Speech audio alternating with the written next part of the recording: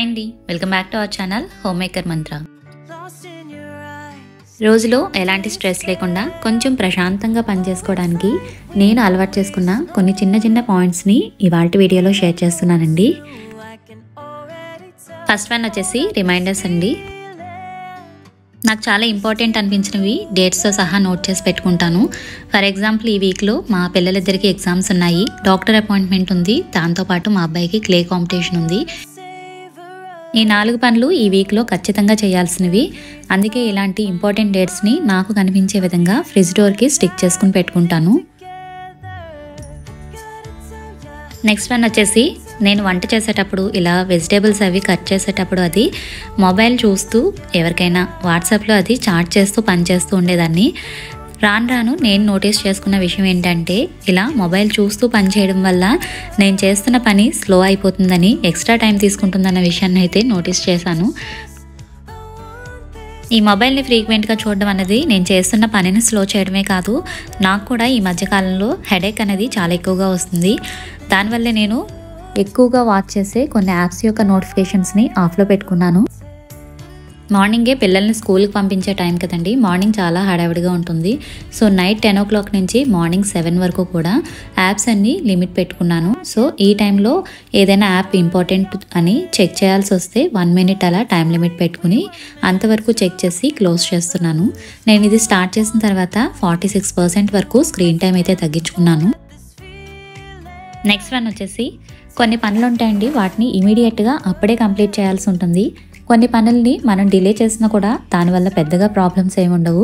For example, మనం బయట నుంచి గ్రాసరీస్ తీసుకొచ్చామనుకోండి, సమ్ టైమ్స్ ఆఫ్టర్నూన్ టైంలో తీసుకొస్తే ఇంటికి వచ్చిన తర్వాత వంట చేయాలి. ఆ టైంలో గ్రాసరీస్ సర్దుతూ కూర్చుంటే వంట లేట్ అవుతుంది.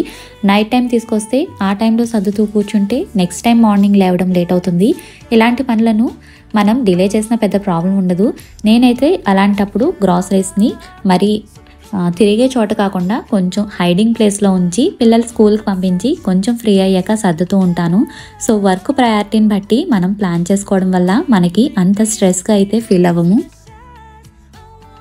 చాలామందికి టు డూ లిస్టులు ప్లాన్ చేసుకునే అలవాటు ఉంటుంది.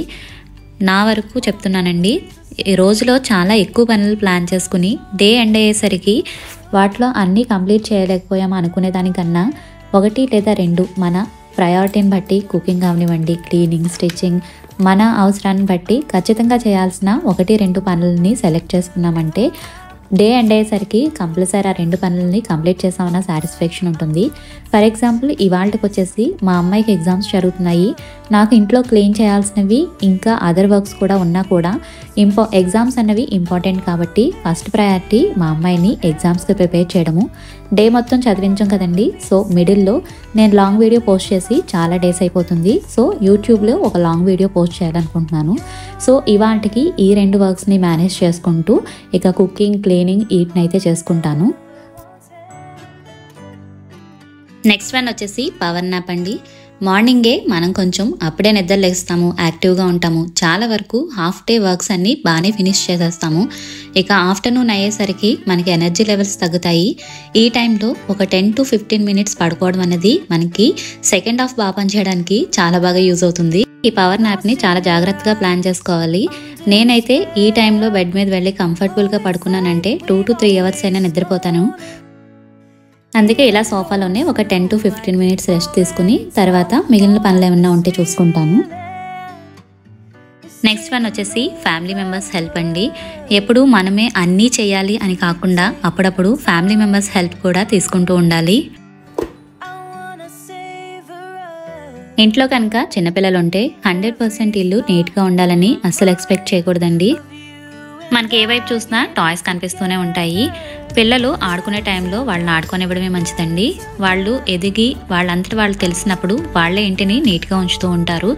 ఎవరైనా ఇంటికి వస్తే ఏమనుకుంటారా అని మనం స్ట్రెస్ పెంచుకోవడం కన్నా పిల్లల్ని ఆడుకొనిచ్చి ఆ తర్వాత వాళ్ళ వస్తువులు వాళ్ళే సర్దుకునే విధంగా వాళ్ళకి నేర్పిస్తూ ఉండాలి. మా పిల్లలు అయితే ఇప్పుడు కొంచెం గ్రో అవుతున్నారు. సో వాళ్ళు ఆడుకోవడం పూర్తయిన తర్వాత మ్యాక్సిమం వాళ్ళ టాయ్స్ వాళ్ళే సర్ది ఒక పక్కన అయితే పెట్టుకుంటూ ఉంటారు. ఇంట్లో చిన్నపిల్లలు ఉన్నారు అంటే వంటగదిలో సామాన్ మిస్ అయిపోతూ ఉంటుంది. డైనింగ్ టేబుల్స్ మీద మేకప్ కిట్స్ వస్తూ ఉంటాయి. సోఫాల్లో బేబీలు పడుకుంటూ ఉంటారు. ఇంట్లో ఒక మంచి స్మెల్ రావడం అన్నది ఇంట్లో ఒక రకమైన పాజిటివిటీని క్రియేట్ చేస్తుంది. ఇంట్లో ఉండే మనుషులకి ఒక మంచి కాంబినేషన్ కూడా క్రియేట్ చేస్తుందండి. నాకైతే పర్సనల్గా కర్పూరం బర్నర్స్ అయితే చాలా ఇష్టం. ఆ కర్పూరం బర్న్ అయ్యేటప్పుడు ఆ స్మెల్ అయితే చాలా బాగా అనిపిస్తుంది. ఎప్పటి నుంచో ఒక బుద్ధుడి విగ్రహాన్ని తెచ్చి ఇంట్లో పెట్టాలి అనుకుంటున్నాను. కాకపోతే క్యారీ చేయడం ఇబ్బంది అనేసి ఇప్పటి వరకు పెద్దదైతే ఎప్పుడూ తీసుకురాలేదు. మా ఇంట్లో అయితే ఒక చిన్న బుద్ధుని విగ్రహం అయితే ఉంది. అప్పుడప్పుడు ఇలా పెడుతూ ఉంటాను. లేదు అంటే సాంబ్రాణి, కర్పూరం బర్నర్స్ ఇటువంటి వెలిగిస్తూ ఉంటాను. ఇలాంటివి మంచి కాంబినేషన్ అయితే క్రియేట్ చేస్తాయి.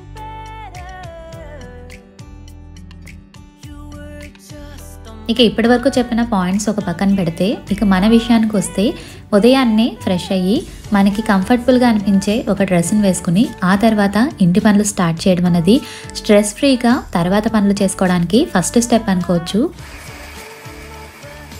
నెక్స్ట్ వన్ వచ్చేసి హెల్దీ ఫుడ్ అండి.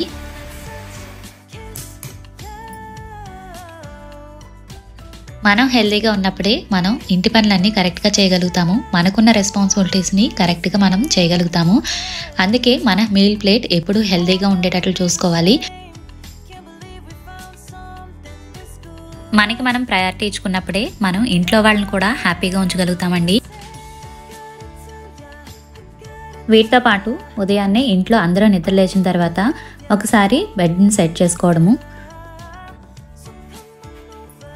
మనకి డేలో మెయిన్ టాస్క్ కుకింగ్ కాబట్టి కుకింగ్కి సంబంధించినంత వరకు చిన్న చిన్న ప్రిపరేషన్స్ చేసుకోవడం లాంటివి కిచెన్లో వంట చేసే టైంలో తక్కువ టైం స్పెండ్ చేయడానికి ఉపయోగపడతాయి.